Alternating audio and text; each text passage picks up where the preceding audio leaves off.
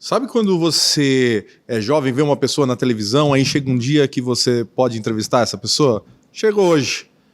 Caio Kolbe, seja bem-vindo ao Além dos Outdoors. Muito obrigado pelo convite, prazer.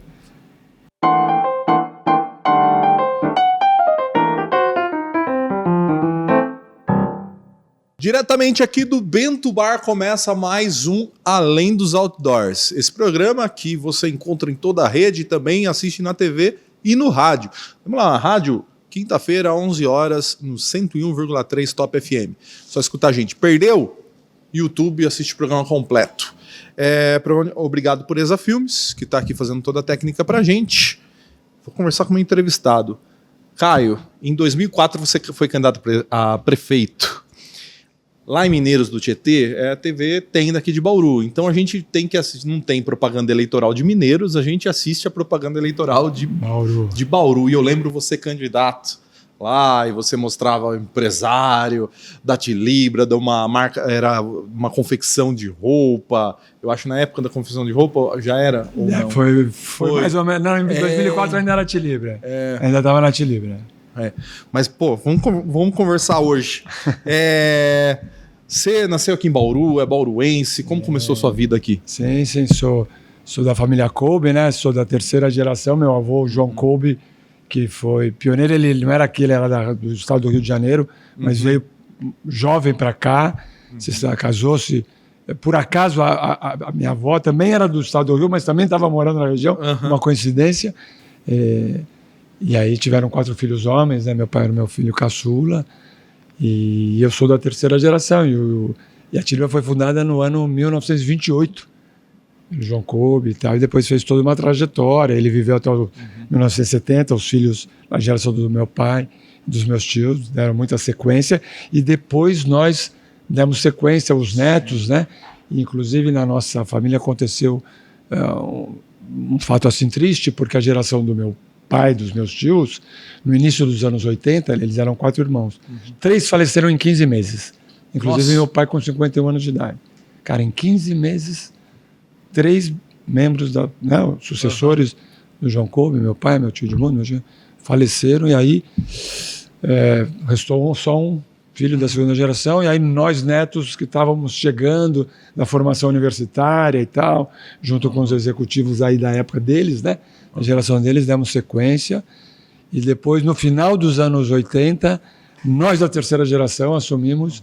Eu tinha 31 anos de idade, fui presidente da Tilibra por conta desses acontecimentos na família. A Tilibra foi fundada pelo seu avô. Foi fundada aqui. E aí teve toda essa... No início fazia o que a Tilibra?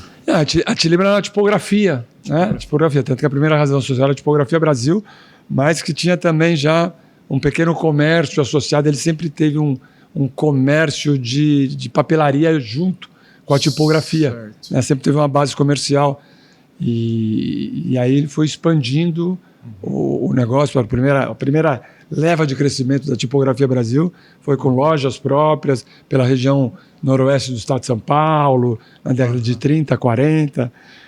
Mas a Tilibra chegou a ter uma loja enorme, tinha muita tradição no varejo de Bauru, muita tradição na Batista de Carvalho.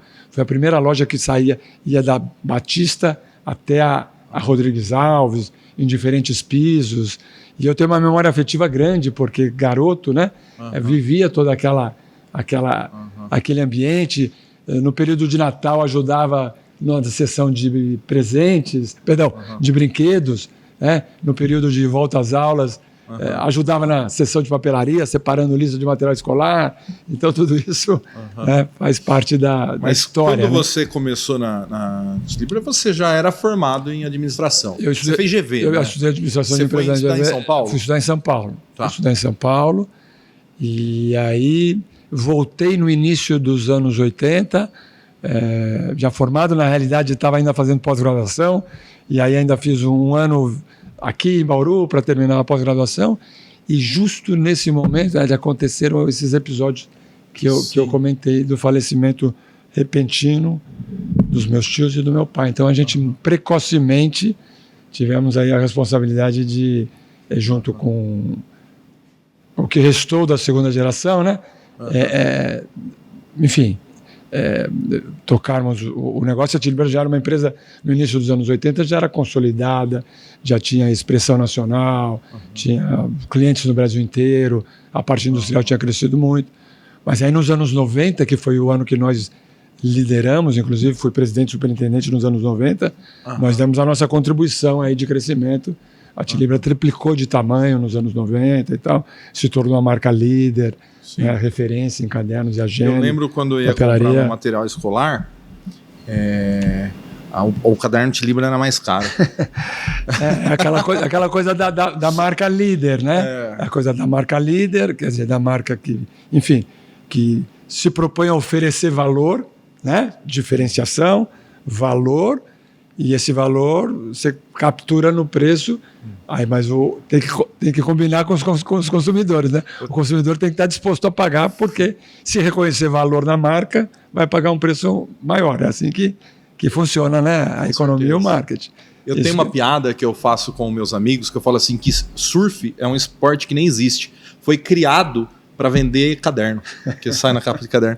Como que é a escolha de capa de caderno? Você tinha um setor lá que só pensava em capa de caderno? Desenvolvimento de produtos, né? Uma área que isso aí que inclusive foi fundamental pro impulso da Tilibra, né? Desenvolvimento de coleções, né? Designers. Inclusive no início era departamento de produtos, depois evoluiu para o conceito de departamento de marketing e tal. E foi aí que a Tilibra, com essa ideia de criar permanentemente diferentes coleções, diferentes linhas, diferentes marcas em cadernos. Depois a agenda se tornou... Eu me lembro quando eu comecei, a coleção da Tilibra de agendas tinham 4 unidades. Nós chegamos a ter mais de 30 segmentado por tendência, por faixa etária, enfim, né, por temas. Porque homem gosta daquela agenda, gostava, porque hoje a gente usa o celular, né? Mas gostava daquela agenda preta, com capa meio de couro, assim, dava cor e beleza. Sóbria. Agora, mulher, meu Deus do céu, a gente foi ampliando, a gente foi explorando tudo isso e tal, e foi um negócio que cresceu. A Agendas também passou a ter uma importância representativa no faturamento da empresa. E tinha outras linhas de produtos também, material de escritório, uma linha clássica de papelaria, impressos padronizados, livros fiscais contábeis, enfim. E aí, mas foi bacana. A Tilibra, na sua época, tinha quantos funcionários? Tinha 1.000 e aí na época da safra a gente adicionava mais 100 funcionários no Milicem por conta do terceiro turno na produção. Aí havia um crescimento de efetivo para poder rodar 24 horas nos meses de que a gente chamava de safra, né? E é de setembro. Um segmento que não exige muita mão de obra, né? Porque a maioria é máquina alemã, não é? Exato. E a gente foi automatizando, né? E mesmo assim, ter 1.000 funcionários é muita coisa. Ou no acabamento, antes tinha uma perfuração para passar a espiral um pouquinho mais manualizada. Na minha cidade tem uma grande gráfica lá, chama Cosgráfica. Famosa. Mas não, acho que tem 150 funcionários no máximo. Famosa, mas é mais na prestação de serviço, é serviço gráfico, né? Não é produto de consumo. A Tilibra tinha essa vocação de produto de consumo, produto de papelaria. Caio, aí tá lá, presidente de uma empresa de 1.000 funcionários, com colocação líder de mercado nacional. Por que veio para a política, hein? Cara, então, boa pergunta. E também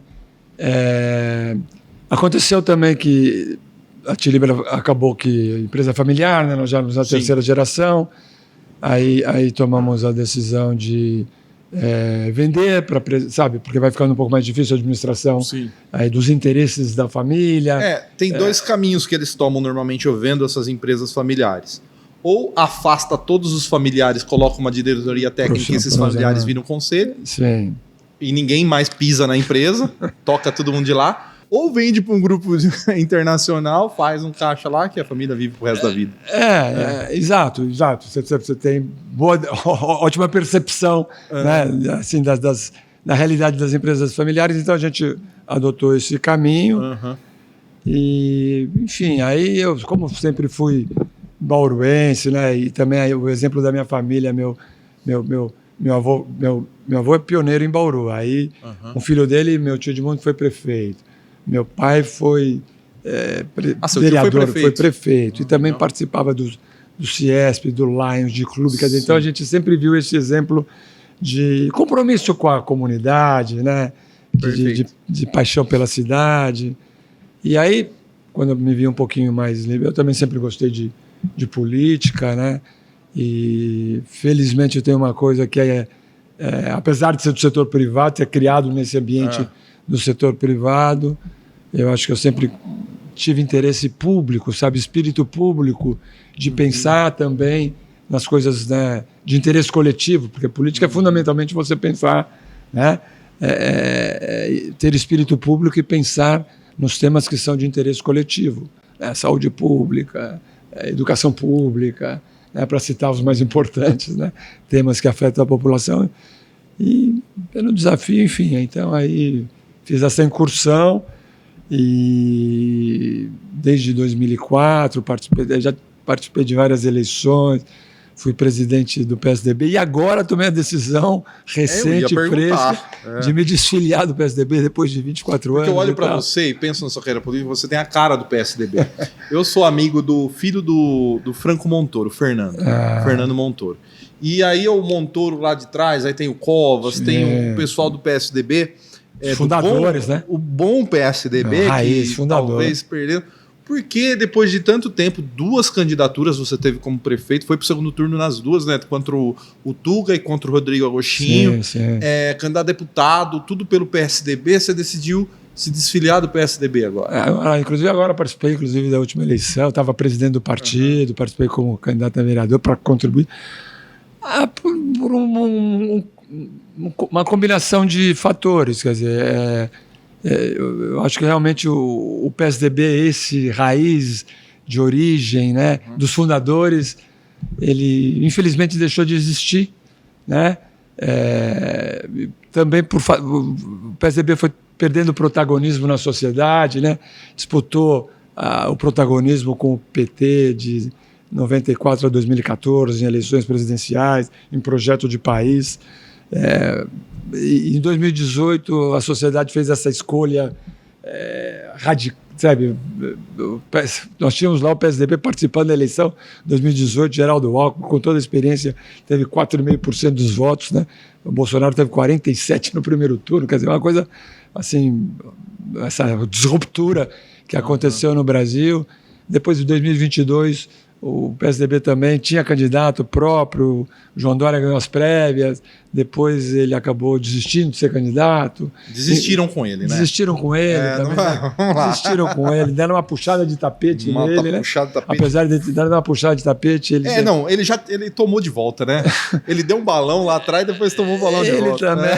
Ele atropelou muita coisa, né? Não tinha o perfil do PSDB, né? É um liberal, não é um social-democrata, tem os seus méritos como empresário, esperto, e também como político, venceu 2 eleições, vai fazer o quê? Falar o quê? O cara ganhou para prefeito, ganhou para governador. Assim, ele não ter sido candidato a presidente sai como se ele tivesse perdido. Mas ninguém vai. O João Dória nunca perdeu uma eleição. Ele disputou 2 e ganhou 2. É isso, cara. É isso. Mas sabe, tá longe de ser, né, esse perfil raiz do PSDB. E a cereja do bolo sabe, de como o PSDB está desnorteado, né, na minha avaliação, foi a escolha do Datena para candidato a prefeito de São Paulo, né, um cara que não tem a mínima identificação com a essência do PSDB, com a essência da social-democracia, com essa turma, enfim, diferenciada, intelectualizada, enfim, que caracteriza o PSDB, e resultou no episódio da cadeirada que virou emblemático e até, enfim. Tem um professor... mas, enfim, independente disso, então isso mostra que o PSDB tem uma história... Desculpe, Ed, só para concluir, assim, eu tenho muito orgulho de ter participado, de ter feito parte, acreditado no PSDB, mas eu estou convencido de que realmente o ciclo do PSDB, por conta também dessas mudanças, né, da política brasileira, ele se encerrou e vai ser difícil o PSDB voltar a ter o protagonismo. Tanto que tem essas notícias aí de que vai haver uma fusão. Vão lançar o Rio Grande do Sul lá. Esse é o grande nome, né? O PSDB tem 3 governadores: o Eduardo Leite, o governador do Mato Grosso do Sul, e a Raquel Lira, governadora de Pernambuco, que parece que já estava meio de saída do partido, estava esperando. Mas o Eduardo Leite é, sem dúvida, a maior liderança nacional. E o PSDB, talvez eu acho que essa ideia de fazer uma fusão com... Estou de saída também, estou falando sem muito direito a falar, mas enfim. Mas essa fusão com outro partido de centro para fortalecer uma legenda de centro, estão dizendo em PSD, estão dizendo em MDB, que são os 2 maiores partidos de centro no Brasil. Eu acho isso uma boa ideia para fortalecer o centro democrático, para competir, disputar o poder versus o PT, que representa a esquerda, versus o PL, que representa a direita. Então, eu acho que isso pode ser uma boa saída. Representado, hein?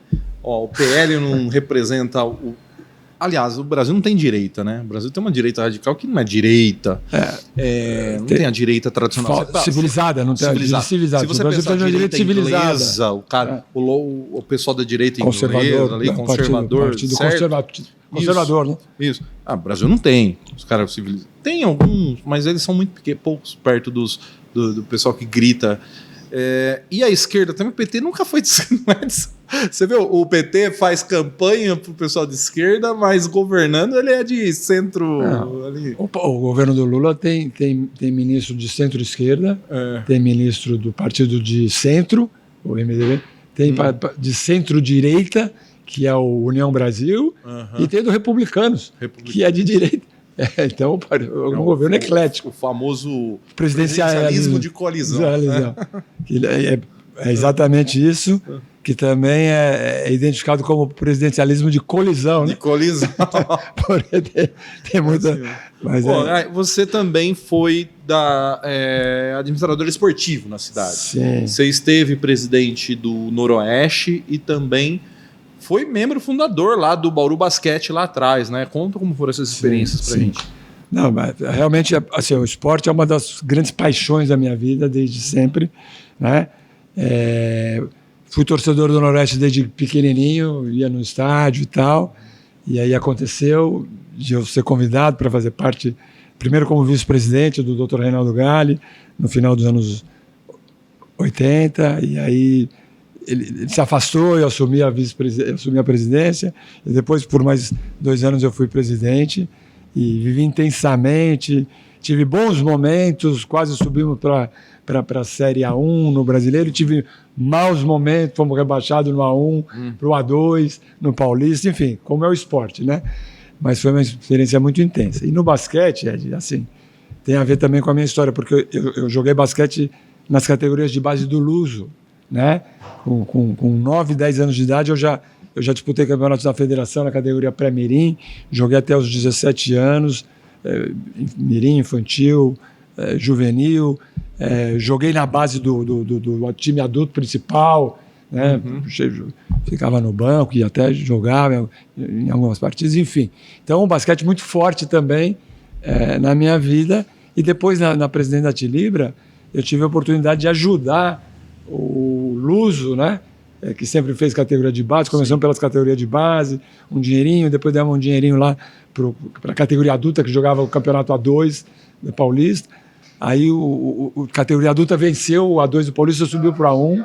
Aí eu falei, vamos agora tentar fazer um trabalho mais profissional, de marketing esportivo, de destaque para a marca Tilibra, convenci os meus sócios, né, que a minha família tinha 35% das ações da Tilibra, não tinha controle total. Sim. Tinha outras famílias, outros ramos, consegui convencê-los e tal. E aí fizemos o Bauru, Tilibra Covimax, que no 3º ano após a sua fundação conquistou o Campeonato Paulista, no enfrentamento com Franca, que sempre era o bicho-papão, e depois uns 5 anos após a fundação, foi campeão brasileiro, ainda quando o Campeonato Brasileiro não era o NBB, era organizado pela CBB, no ano de 2022. A final foi contra o Uniara de Araraquara, ganhamos por 3-0, mas na realidade a final verdadeira foi na semifinal contra o Coque Ribeirão, que tinha um timão forte, lembro. Nezinho, Alex, o Alex, né, que tá aí o Renato, e aí ganhamos de 3-2, enfim. E aí toda essa história e o que é bacana, né, a gente estava até comentando, que o basquete masculino de Bauru está aí até hoje. A Tilibra ajudou bastante, foi 6 anos patrocinador master, mas aí vieram outras empresas, outros empresários, e também isso motivou outros trabalhos, que na família Mandalite, que assumiu o voleibol, primeiro feminino, com recursos próprios, depois trouxe o SESI, Sim. aí montou também uma coisa sempre profissional no vôlei feminino, aí teve a bênção aí do ginásio, da Fiesp, e aí trouxeram o SESI Bauru masculino, né? Legal, Enfim, a gente foi lá visitar. E Bauru vai muito bem, e aí também, o que também é uma coisa bacana de Bauru, eu sempre falo nas oportunidades que eu tenho, e gostaria de falar também aqui, é o projeto espetacular da BDA, né? No Polo Aquático. Maior centro de formação, né, nas categorias de base de polo aquático no Brasil e tal. Famílias opõem também, fantástico. Caio, também você trouxe aqui o livro, Caio Kolbe, Resenha. Tá aqui na minha mão. Me conta aí do livro, Caio. O que tem aqui? Ideias inspiradoras para o seu desenvolvimento pessoal. Certo, eu tô vendo aqui disciplina, hábito, superação, perseverança, aprendizado, conquistas.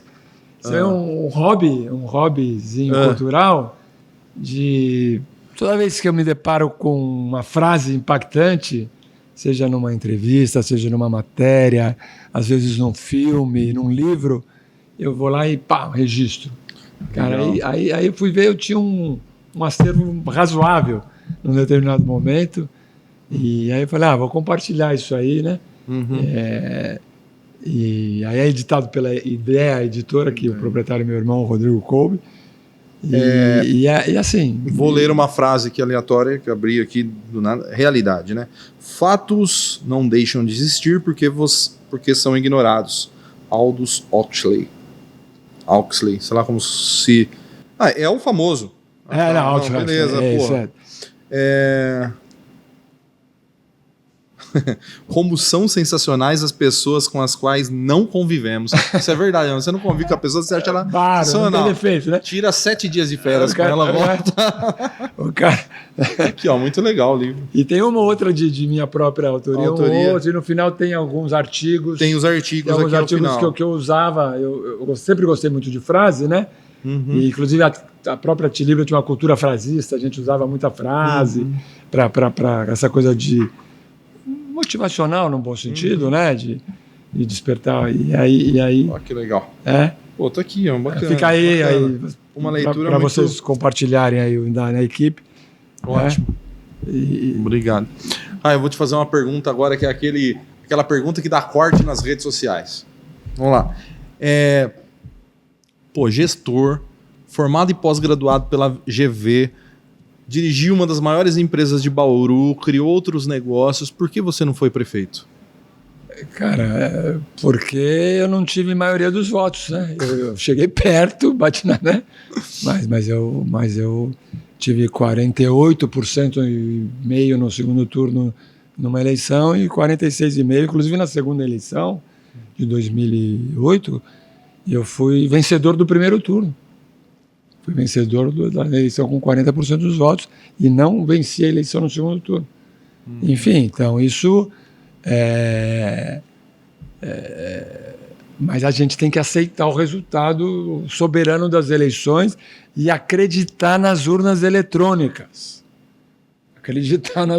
Eu nunca questionei, né? Como alguns aí, né? Sempre, mais recentemente... Você gosta do Aécio? Levantaram. Não, eu achei aquilo que foi uma bobagem também, né? Aquilo que foi uma bobagem na eleição de 2014, né? Do PSDB, que questionou o resultado e tal, né? E o resultado é soberano, a população é soberana e a gente tem que respeitar. Mas assim, eu fiz a minha parte porque eu queria ser, né? A gente precisa querer as coisas da vida. Eu, em duas oportunidades, quis ser, tive bastante apoio do partido, dos partidos, enfim, de apoiadores, e tive apoio da população também. Eu sou grato, né, pelos votos que eu tive nas duas eleições, sempre fui muito grato, mas o adversário teve mais votos. Você enfrentou 2 adversários fortíssimos. Não, e a conjuntura também. A conjuntura nacional. A conjuntura, cara, naquele momento. A política é momento. O Rodrigo Agostinho, né, tinha o apoio do PT em 2008. PT tava voando. Tava voando, cara. Em 2008, né, o Lula tinha 80% de aprovação de 80%. A economia cresceu, o PIB cresceu 10% naquele ano, cara. A hora que ele chegou no... O Rodrigo Agostinho no primeiro turno tinha 12%, 13% das eleições, das intenções de voto. 15 dias antes, entre o Lula, olha, o meu candidato em Bauru é o Rodrigo Agostinho. Cara, ele chegou no dia da eleição com 32%. Né? Com 32%, quer dizer. Então, isso para dar um exemplo da conjuntura. Né? Aí contra o Tuga, atrás, quer dizer, o PSDB em 2004 era a direita do Brasil, era o neoliberal. Né? Combati muito o PSDB. Apesar de ser social-democracia, de ter compromissos, responsabilidade social, de ter iniciado os programas de transferência de renda, né? Que depois aumentaram com o BT e tal. Mas qual era o discurso da esquerda toda contra o neoliberal, os caras são privatistas. Vão vender tudo, querem vender o Brasil. Querem vender. E aí pega um cara como eu, né? Ainda empresário. É esse aí mesmo. Não é isso? Então acho que tudo isso também, né? Quer dizer, influencia. Né? O PSDB, sob seu comando, não se coligou, tampouco apoiou a atual prefeita, Suelen. Né? Apoiamos a Chiara Ranieri. Apoiaram a Chiara Ranieri. Como que você vê o governo da Suelen? Olha, nós no PSDB tivemos a chance, fomos convidados assim para apoiar, né, a Suelen e tal. Recebemos assim sondagens, inclusive da direção dos partidos em São Paulo, mas ficamos firmes na nossa posição de apoiar uma candidatura de oposição, uma candidatura com mais autenticidade, mais ligado a Bauru. Sim. Né? E ficamos muito felizes de apoiar a Chiara e o Meira também, vereador, os dois com grande conhecimento dos problemas da cidade, são vereadores, né? Isso dá uma bagagem muito grande, mas infelizmente o nosso objetivo era, mas principalmente o objetivo da campanha da Chiara, era chegar em segundo lugar. Ela chegou, mas que esse segundo lugar permitisse um segundo turno, que não aconteceu. Né? A eleição acabou sendo 54 a 46, somando todos os outros 6 candidatos. Né?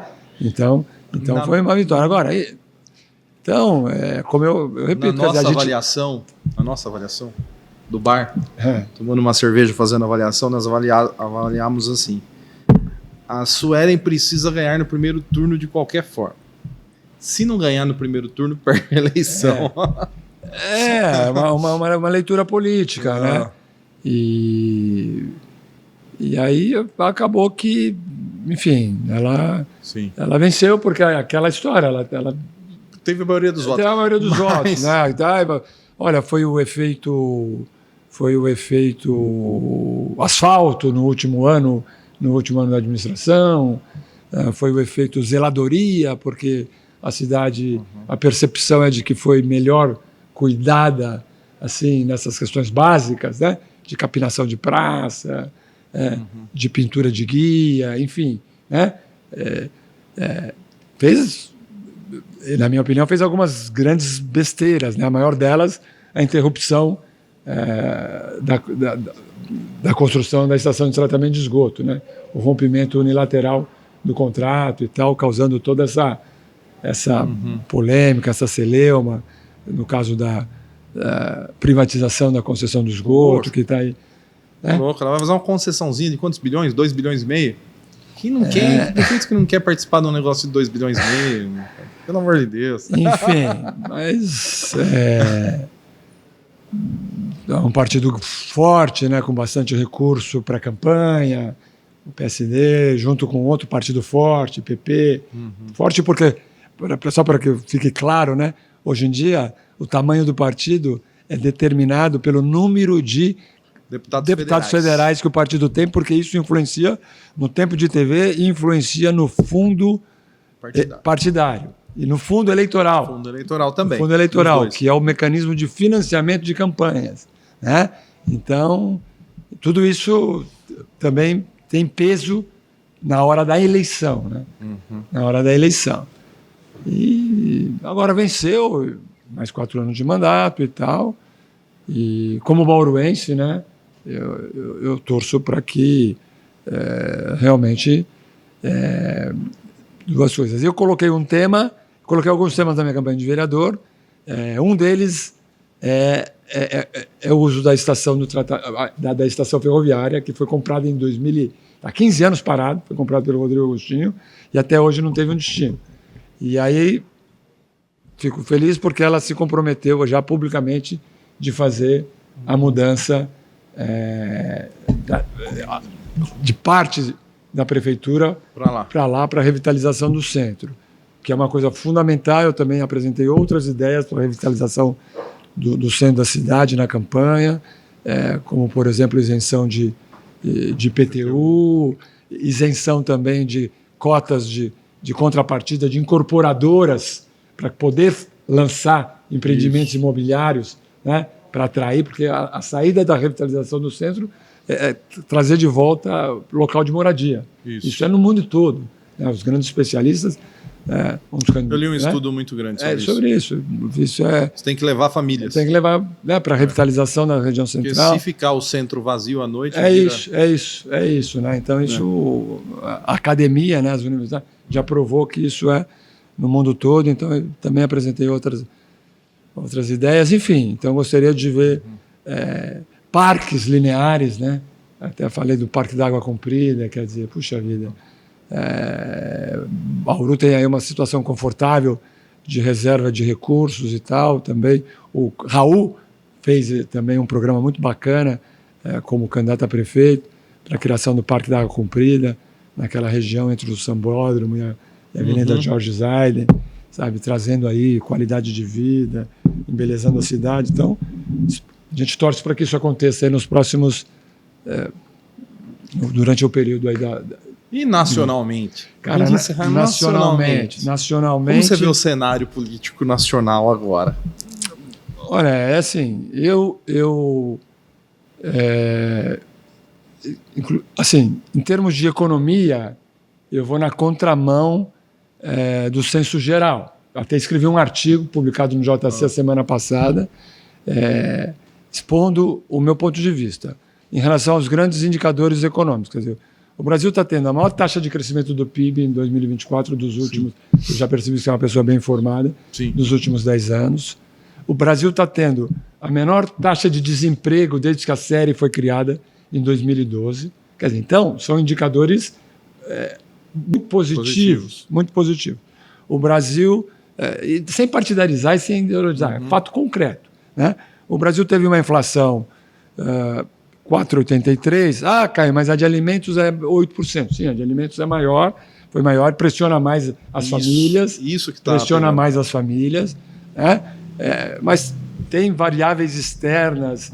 Na causa da carne, o pessoal fala e variáveis econômicas, o ciclo do boi influenciando o preço da carne, frustração de safra, o café, que foi o que mais subiu pelo mundo afora, influencia. Enfim, então, mas acabou que dentro da média histórica dos últimos 5 anos. Então, não é uma coisa absurda, mas preocupa, obviamente, tanto que o Banco Central elevou a taxa de juros e tal. Quer dizer... mas ele elevou a taxa de juros... Para combater demanda. Para combater, porque está muito acelerado. Está muito acelerada a economia. Então. Eu sei isso daí porque eu sento na mesa com 3, 4 amigos que estão aí correndo a vida. Tem empresa que está assim, e aí, como tá? Nossa, não param. Tá legal. Eles têm a programação cerebral de reclamar, mas eu falo assim, mas aí, tá com tempo, tá com bastante pedido. Nossa, tô cheio de pedido, não sei o que lá, não tô conseguindo atender tudo. Aí depois fala assim, mas esse governo... Aí eu falo assim, viu, cara, você acabou de falar que você não tem tempo, então, tá cheio de pedido, sua fábrica tá rodando 2, 3 turnos. Mas cara, o viés, tá super, né? O viés. A economia tá super aquecida. Tá super aquecida, assim. E tem um outro problema que esse governo é muito atacado, que todos os governos são, que é a questão do déficit público. Mas tudo bem. Isso é uma coisa importante. Não vai resolver. Isso é uma coisa importante. Eu também detalho o meu artigo. O ano passado, o ano de 2024, o déficit público foi 44 bilhões. O ano anterior tinha sido 231 bilhões. Então, a redução foi grande. tudo bem, dá 0,36 dos 44, aí tem 33 bilhões as enchentes do Rio Grande do Sul, que se tirar, cai. Então, se tirar, isso cai para 11, está dentro do arcabouço fiscal, é razoável. O de 2023 é muito alto, 2,3, mas foi contratado. Por que foi contratado? Porque foram 90 bilhões das precatórias que não foram pagos em 22 Isso. E mais 145 bilhões de programas sociais que não estavam no orçamento de 22 e que o Congresso aprovou em dezembro de 22 para aumentar o Bolsa Família de 180 para 600 e para fazer... Enfim, então é um problema, sim, não pode ser negligenciado, mas não é esse catastrofismo que a análise econômica faz, né? Não é esse alarmismo que a grande maioria... Mas no meu artigo... Não, você escutar alguns, parece que não vão fechar amanhã. Amanhã é catastrófico. É catastrófico. Eu vou te mandar o meu artigo por WhatsApp. Por favor. Por favor. Vou te mandar. Tá? Então, assim... então, eu acho isso. Eu sou ideologicamente de centro, né? De centro, PSDB, né? Então, eu não tenho nenhuma identificação com essa... direita não civilizada, ao contrário, né? Ao contrário, essa direita movida pelo ódio, né? Tem amor. Outro dia eu ouvi falar, da direita radical tem amor ao ódio. Né? Quer dizer, então eu torço para que realmente o centro democrático cresça no Brasil. Eu acho que o momento é para que um governo de centro, né? O próximo governo seja um governo de centro. Eu acho que no segundo turno se tiver segundo turno, será centro versus direita. Eu torço para Lula sem condições de ser candidato. Se o Lula for candidato, o Lula está no segundo turno. Esse é o problema da idade e também o fato de já serem 3 mandatos. Eu acho que já sabe, deu a contribuição. Eu acho que ele tem, assim, algumas pessoas próximas a ele, né? Eu não tenho proximidade nenhum presidente, mas assim, pessoas próximas a ele me relataram que ele tem medo de perder a eleição. Então ele quer encerrar a biografia dele nesse último mandato. Auge, né? No auge. Voltou, ganhou novamente. Seria o mais sensato, né? Talvez ele não venha. Se ele não vir, seria o mais sensato. Não vai para o segundo turno, não. Seria o mais sensato, seria o melhor para o Brasil também, na minha opinião. Né? O PT tem o Fernando Haddad ou o Camilo Santana. Vai ser o Camilo. Vai ser, não. Estão falando que o salvador da esquerda é o prefeito de Recife. Aquele menino lá, o João Carlos. Mas o menino, ele, como ele é muito jovem e muito craque, eu assisti a entrevista dele no Roda Viva, minha mulher ficou atônita. Estava assistindo junto comigo. E é muito craque. Vamos arrumar para ele já. Mas ele para a vez dele, né? Exato, ele é muito jovem. O que ele pode fazer é sair da prefeitura do Recife agora, ele vai receber uma pressão muito grande e concorrer a governador de Pernambuco. Você entendeu? É difícil lá, hein? O lugar difícil para porque aí ele vai concorrer com a Raquel Lira, né? Mas enfim, cara, ele teve 78% dos votos agora, na eleição para prefeito.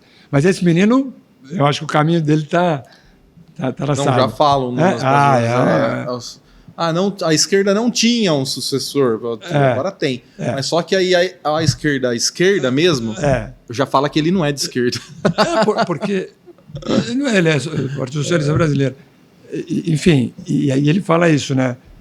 Ele fala assim, olha, ele fala uma coisa, quando você é prefeito ou governador, cara, essa questão ideológica fica no segundo plano, porque você tem que resolver o problema concreto, real do cidadão.